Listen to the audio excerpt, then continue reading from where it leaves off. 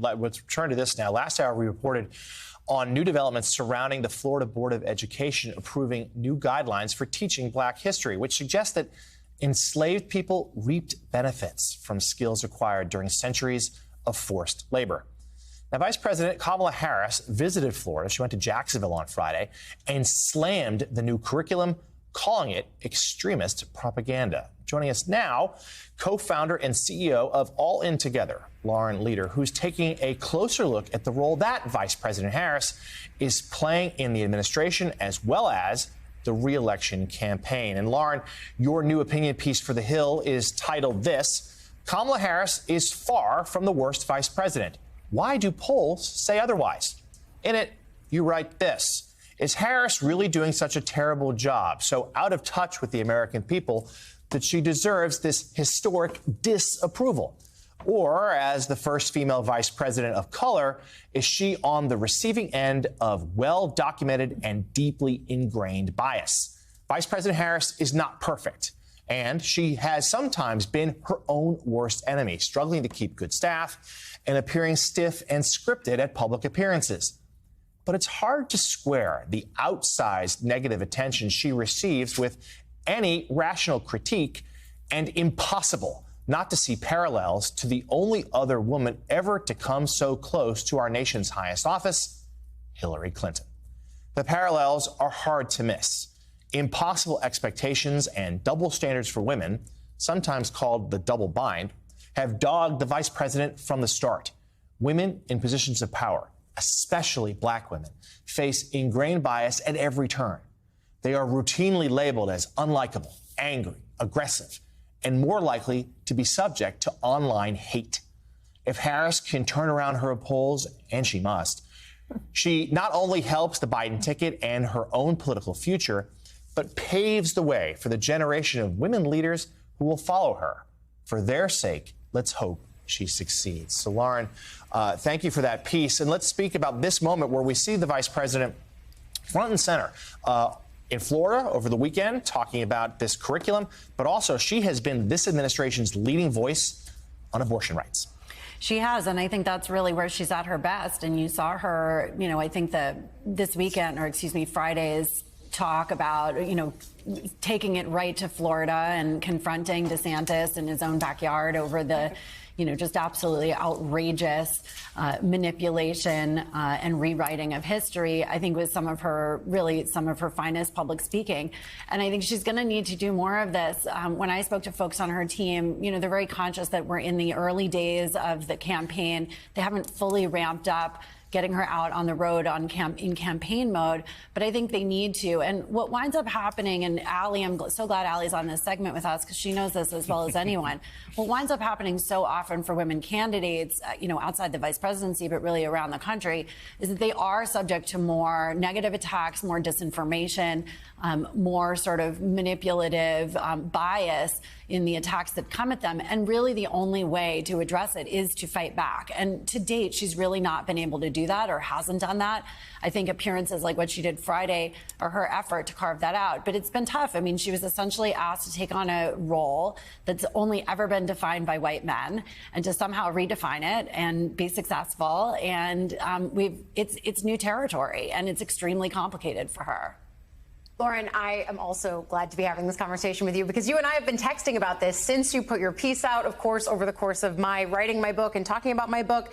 The double edge that you talk about with Kamala Harris, I think, is not surprising for a lot of us to see that she has some of the lowest disapproval of any vice president in history simply because of all of the double binds that you present. But I wonder if you can talk about how her team is looking at this moment where the campaign season may actually unshackle her to do more of what we saw that worked for her in 2019. When she herself was running, attacking and being the prosecutor. Do they see this as an opening for her to sort of turn things around?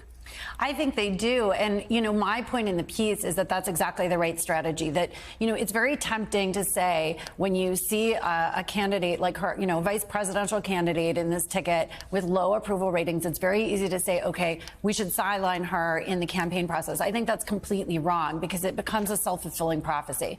The Biden administration needs to get her out there. She is a strong surrogate. And the only way that you turn around those numbers is actually by putting her out there to do that. There was a piece in the Wall Street Journal Journal also this weekend about sort of the response of Democratic donors to her. And it's clearly mixed. There are some that are, to your point in the last segment, a lot of hand wringing and sort of anxiety about whether or not she's a liability. But the folks who really know her and have brought her out have found her to be an extraordinarily effective surrogate.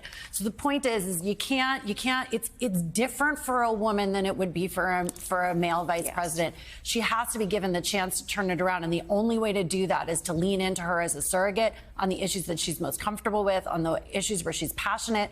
To your point, Ali, where she can be unshackled, where you can let Kamala be Kamala. And I think that's going to be critical. And just again, I can't say this enough, it's different. She's the first. And there has to be a sort of new playbook, if you will, a new way forward so that she can turn this around and really fight back against what is pretty profound bias in the entire system.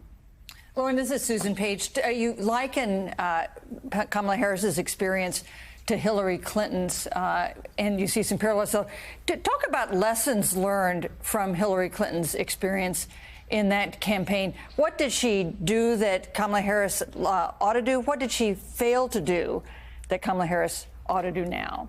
Right. Well, I'm so glad you asked that, Susan, because John Palmieri was here last week and we had this whole conversation about it. Look, I think the famous moment in the debates where Trump is lurking over Hillary, and she said later that she wished she had turned around and told him to back off. And the campaign at the time felt that that would have been a mistake as they discussed it afterwards. I think that's wrong. She needed to have done that. And I think the point is that, look, the whole system was different then, too. Look, Hillary ran pre-Me Too. It was a different media landscape. She had a lot more to contend with.